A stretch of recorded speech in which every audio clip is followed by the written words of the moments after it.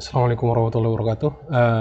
Kita lanjutkan lagi perkuliahan kita dalam mata kuliah fisika kuantum ya. Ya, sebelumnya kita telah membahas bagaimana model atom Bohr mengkoreksi model atom yang diberikan oleh Rutherford.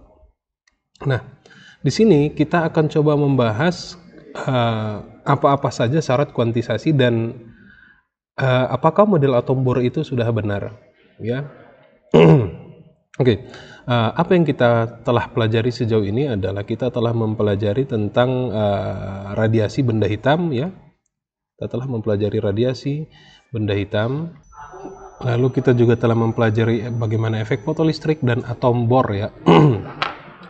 Nah, di mana kita telah mendapatkan berdasarkan hukum Planck atau postulat Planck, kita mendapatkan bahwasanya energi itu terkuantisasi dan merupakan fungsi dari frekuensi. Oke, terakhir kita telah membahas bagaimana momentum sudut itu juga terkuantisasi, ya. Nah, di sini mulai muncul suatu kelemahan atau kekurangan dari atom Bohr. Apa kekurangannya? Ya, kekurangan dari atom Bohr ini adalah dia mengatakan, ya, dari hasil oke, kalau kita tinjau lagi ya, bagaimana Bohr memberikan postulat L sama dengan NH bar itu seperti ini ya. Jadi Bohr mempostulatkan bahwasanya elektron itu mengorbit dengan, ya, elektron mengorbit dalam bentuk lingkaran, ya, dalam bentuk lingkaran. Jadi mengorbit. Nah, di mana selama dia mengorbit, ya, jadi bentuk lingkaran 2pi r, ya, dia memancarkan panjang gelombang, ya, n lambda, di mana panjang gelombang itu terkuantisasi dalam hal ini ya, n, ya, di mana n-nya sama dengan 1, 2, 3 yang kita bahas sebelumnya. Nah, di lain sisi kita mendapatkan bahwasanya panjang gelombang itu, ya, sama dengan, ya, h per p, yang menunjukkan sifat gelombang dari suatu partikel, ya. Maka kita dapatkan 2pi r sama dengan nh per p, ya. Mana p di sini adalah momentum, ya, atau kita buat seperti ini saja. Oke, kita buat seperti ini. Kita jabarin di atas dulu, ini h per p, ya, sama dengan h per m kali v, ya, momentum, ya. Massanya adalah massa dari elektron, ya, sehingga di sini kita dapat h m per mv, ya. Lalu kita punya 2pi ini tadi adalah keliling lingkaran, ya. Jadi lintasan lingkaran yang dibentuk atau yang diorbit oleh elektron mengelilingi inti atom hidrogen.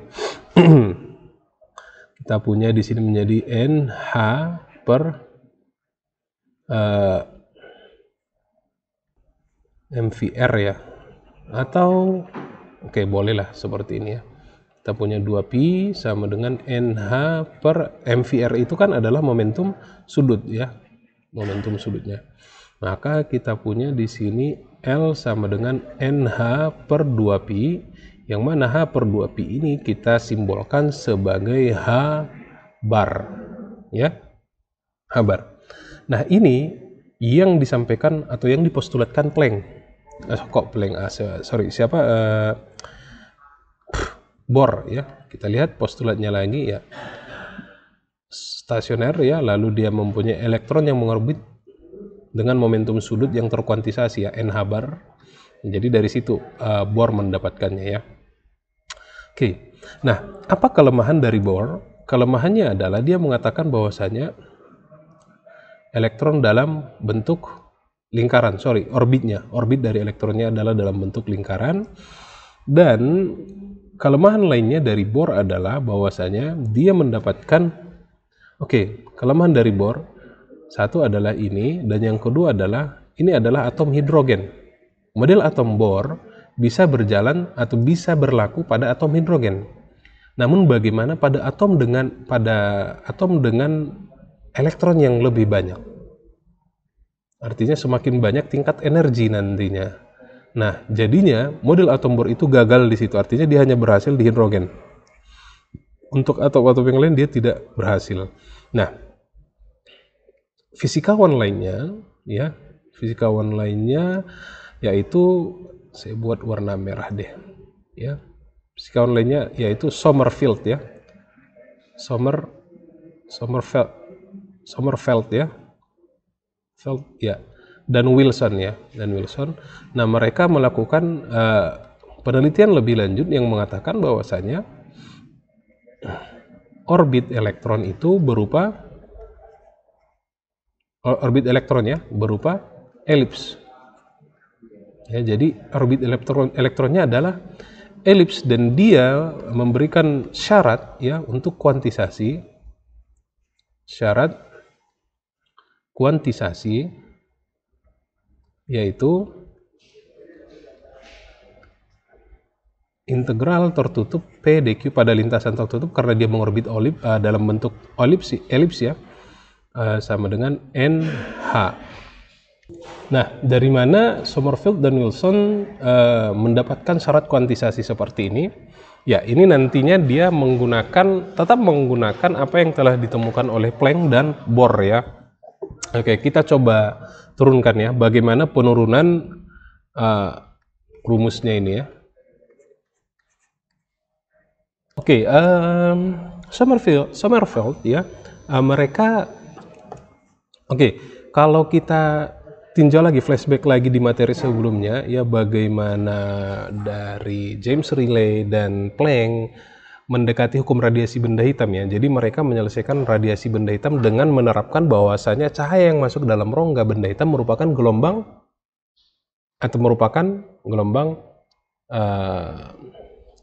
berdiri ya. Gelombang berdiri kemarin kita bahas. Nah, artinya gelombang dalam radiasi benda hitam itu berperilaku sebagai layaknya osilator harmonik ya. Atau gini. Jadi Sommerfeld dan Wilson ya, S dan W, mereka menggunakan pendekatan elektron berperilaku sebagai osilator harmonik ya, dalam satu dimensi. Osilator harmonik. Oke. Jadi dengan massa M ya, dengan massa ya yang berosilasi. Oke, kita coba batasi daerah osilator harmonik tadi. Kalau seumpamanya elektron ya, kita batasi dari minus A ke A. Itu ya. Jadi berosilasi di ya X dari minus A ke A ya. Jadi hanya di satu region tertentu ya. Oke, kecil sama dengan ya. Oke, nah kita coba lihat. Nah, energi dari osilator harmonik itu sama dengan apa? Ya, kita bisa tuliskan P kuadrat per 2M tambah setengah M omega kuadrat X kuadrat ya. Dari mana ini dapat? Dari mana? Ya, silahkan nanti dicek ya, bagaimana cara mendapatkan energi dari osilator harmonik ini. Itu sudah pernah dipelajari kalau tidak salah di Fisdas juga sudah ada ya ini ya, energi dari osilator harmonik satu dimensi ya.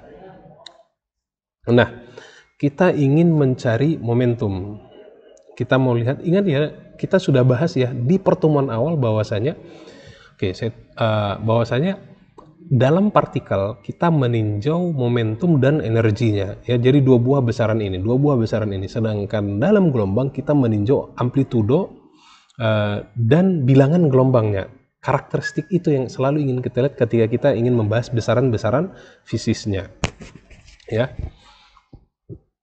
So, kita coba cari ya momentum dalam bentuk ini, maka kita coba buat dalam bentuk momentum ya. P kuadrat ya sama dengan nanti, saya bisa akarkan langsung ya, 2M E ya dikurang dua-duanya nih ya, udah kayak ya, kurang M kuadrat. Nah, perhatikan kalau kita buat pelan-pelan, jangan buru-buru. Coba seperti ini, kita punya 2ME sama dengan P kuadrat ya, kurang, otomatis duanya ini udah ke sini ya, M omega kuadrat X kuadrat. Oke, jadi P kuadrat sama dengan akar 2, kok P kuadrat? Sorry. P sama dengan akar 2ME ditambah ya. Oke. Sorry, ini tambah ya tadi ya. Ini tambah. Sorry. Oke, berarti di sini kurang ya. Kurang. Oke, sorry. Kalau M-nya ini mau kita kalikan ke sini, berarti M di sini kan jadi kuadrat ya. Oke, kita kalikan ke sini lalu kita kalikan ke sini ya. Sama ya. Oke, jadi kita punya di sini M kuadrat omega kuadrat X kuadrat. Ini adalah momentum kita. Nah, oke, di sini bisa kita lihat bahwasanya momentum di sini merupakan fungsi, momentum di sini merupakan fungsi apa? Fungsi energi dan fungsi posisi, ya, fungsi posisi. Nah, sekarang kita mau coba lihat bagaimana posisi atau bagaimana energi, ya, energi di X min-nya tadi di mana? Di minus A, ya, minus A, dan X maksimumnya di X maksimum A. Berarti energinya seperti apa? Nah, perhatikan jika ini adalah merupakan osilator harmonik, ya. Ini kalau kita bisa ibaratkan ini sebagai suatu pegas gitu kan.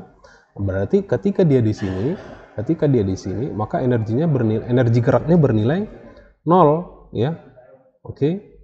Energi geraknya bernilai 0. Oke, lihat ya, ini tadi adalah energi kinetik dan energi potensial bagian yang ini ya. Nah, berarti kita bisa buat energi di X min adalah hanya sisa dari, kalau kita tinjau di sini ya, E sama dengan berupa setengah M omega kuadrat. Kalau seandainya di A atau di minus A, maka kita punya minus A kuadrat, ya. Lalu kalau kita punya ini di X sama dengan minus A, kalau di energinya di X sama dengan A, maka kita punya sisa adalah setengah M omega kuadrat A kuadrat, which is ini adalah merupakan energi potensialnya, ya, energi potensial.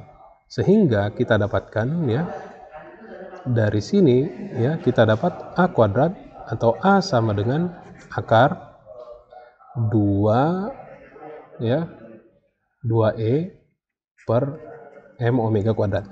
Ingat, A di sini merupakan posisi, bukan percepatan ya, jangan salah ya. A di sini adalah posisi. Oke. A adalah posisi. Itu saya buat tulisan lagi, ya.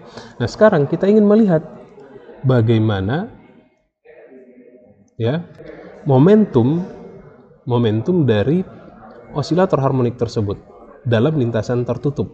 Karena tadi kan kita memberikan pendekatan bahwasanya dia berupa elips, ya. Ini elips. Hipotesis postulatnya berupa elips. Oke. Nah, kita dapat integral tertutup, ya, PdX sama dengan berarti kita ingin mengintegralkan dari mana? Dari minus A ke A. Ya, berarti kita integralkan dari minus A ke A, ya. Di sini kita mendapatkan, ya, berarti ada 2 kan, dari sini ke sini 1, dari sini ke sini 1, ya. Berarti ada 2 kali nanti momentumnya, akar momentum ketika ini 1, momentum ketika sana 1, ya. Jadi ada total 2 momentum yang ini, ya, E dikurang M kuadrat. Kita coba integral tertutup PdX, ya. Nah, di sini kita dapatkan dia bernilai 2. Kenapa? Perhatikan, ketika bergerak ke sana adalah sat P, ya kan? Lalu bergerak ke sana lagi nantinya adalah P juga, artinya ada 2P. Ada 2 momentum, ya. Maka kita dapat jika kita integralkan momentum dari minus A ke A, ya, berarti kita dapat 2 di sini, ya. Ada kita punya 2 di sini. Oke. Nah, kita coba sederhanakan ya, kita coba sederhanakan ini. Minus A ke A ke A ke A. Kok kedua ya? Sorry. Oke, ini adalah minus A ke A. Ya. Nah, sekarang kita dapatkan integralnya tadi dari minus A ke A. Ya, kita coba rapikan lagi persamaan ini. Oke, karena saya ingin mengintegralkannya ya, di sini bilangan-bilangan yang konstan itu kan adalah M, ya, omega juga karena tadi dia bergerak stasioner ya. Jadi elektronnya bergerak stasioner dalam lintasan orbit, ya. Maka M dan omeganya konstan, dan ini saya berusaha untuk buang dulu keluar ya, biar nanti sisanya di sini dalam bentuk energi ataupun X ya. Oke, saya coba sederhanakan seperti ini. Ya, kita punya 2 ME kan gitu ya. Saya buat per biar M omega ya. Karena di sini M kuadrat omega kuadrat saya keluarkan, saya ingin keluarkan itu ya. Jadi oke, di sini saya punya kurang ya. Oke, sorry, kita buat gini aja. Oke, nah, kita mau keluarkan M omeganya ya. Ya, saya mau keluarkan seperti ini, jadinya M kuadrat omega kuadrat ya. Jadi kalau saya keluarkan itu, maka di bagian ini saya harus buat M kuadrat omega kuadrat ya kan. Di sini bagiannya adalah sisa adalah 1 X kuadrat ya. Oke, nah oleh karena itu bagian M kuadrat omega kuadratnya kan bisa keluar. Nah, kita punya 2M omega integral tadi minus A ke A gitu ya, akar 2ME per M kuadrat omega kuadrat kurang X kuadrat. Oke, kalau mau kita buang boleh juga, atau mau kita sederhanakan lagi bagian ini ya. Ini M jadi M-nya di bawah 1 ya. Oke, saya buat. Oke, ini untuk merapikan lagi.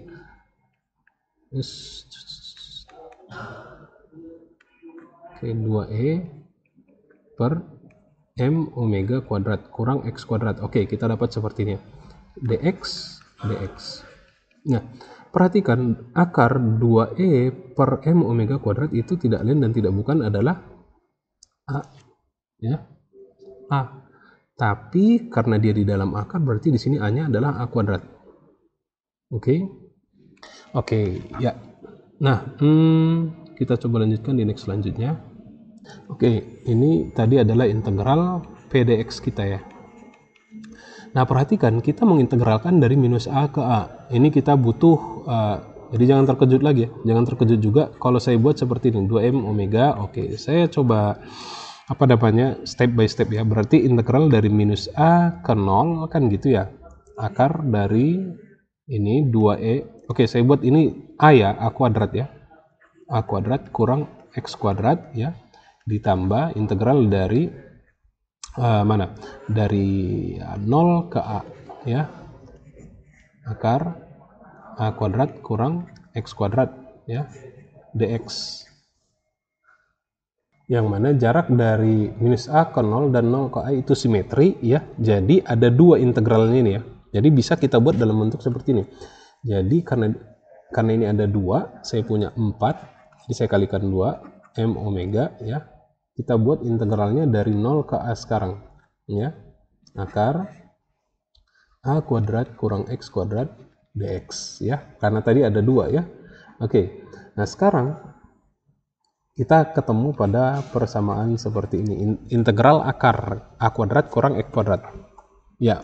Berarti kita menggunakan integral substitusi ya. Oke, A kuadrat kurang X kuadrat kita bisa substitusikan ya, let ya, kita let X sama dengan A sin theta ya, karena kita di sini X, maka kita butuhkan dx-nya, berarti dx sama dengan lalu dx-nya kita punya cos theta d theta ya. Berarti kita punya di sini sekarang kita bisa substitusi menjadi integral 0 ke A ya, 4M omega, atau A-nya bisa kita substitusi juga ya, kita bisa ubah menjadi dari 0 2pi ya, substitusinya menjadi 4M omega ya, integral 0 ke 2pi jika kita sudah substitusi nantinya ke dalam bentuk theta ya, dan a kuadrat tetap kurang x kuadratnya adalah a kuadrat sin kuadrat theta ya, dx nya adalah cos theta d theta. Oke, kita lanjutkan di video selanjutnya.